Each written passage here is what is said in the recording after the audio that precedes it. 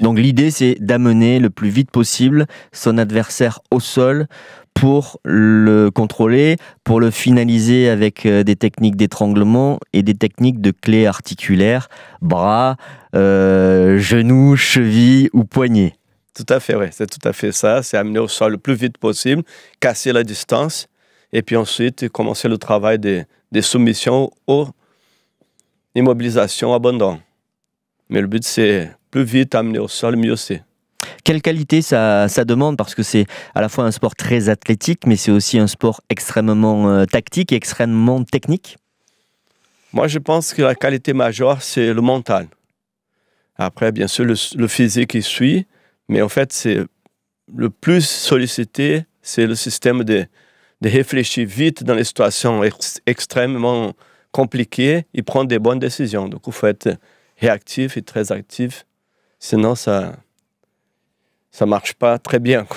Alors aujourd'hui, il y a un sport de combat qui est devenu extrêmement populaire, c'est le MMA, et on a tendance à oublier que le jiu-jitsu brésilien, c'est une des composantes du MMA, et quelque part, le jiu-jitsu brésilien a contribué à la création du MMA, parce qu'au début de l'histoire, pour montrer son efficacité, les combattants de jiu-jitsu brésilien ont commencé à vouloir défier les autres arts martiaux, donc à créer ce que l'on appelait au départ des combats libres.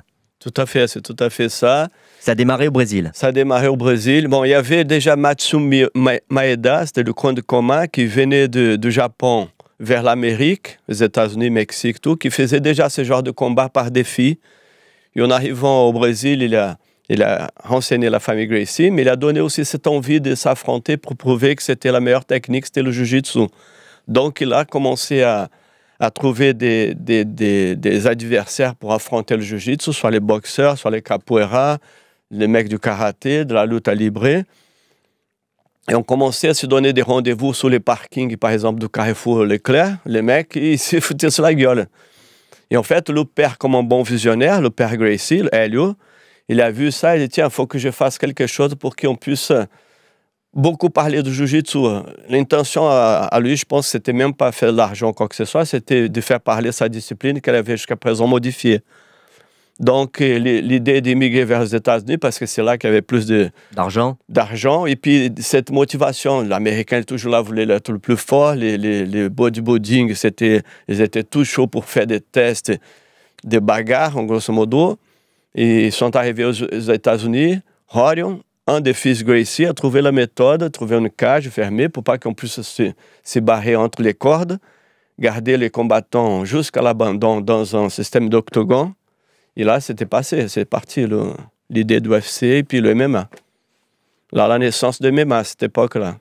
Et au début, on était vraiment avec des combattants dans sa spécialité. Je me rappelle d'un des fils Gracie qui combattait avec son kimono face à quelqu'un qui faisait de la lutte, qui était dans sa tenue spécifique. Chacun venait avec sa tenue spécifique. Là, aujourd'hui, c'est plus le cas. Au MMA, il y a une tenue pour tout le monde et tout le monde est assez complet finalement parce que le MMA, c'est pieds et poings et puis c'est les projections et puis c'est le sol.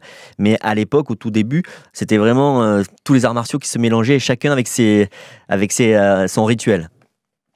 En fait, c'est ça, c'est qu'à l'époque, on devait défendre un drapeau, c'est-à-dire tu venais de la capoeira ou du karaté, moi je venais du jiu-jitsu, on amenait notre atouts et puis on s'affrontait à ce moment-là. Je pouvais être en désavantage au niveau debout, mais dès que j'ai clinché, j'ai amené au sol, c'était la fin pour ceux-là qui tombaient dans ces pièges, quoi.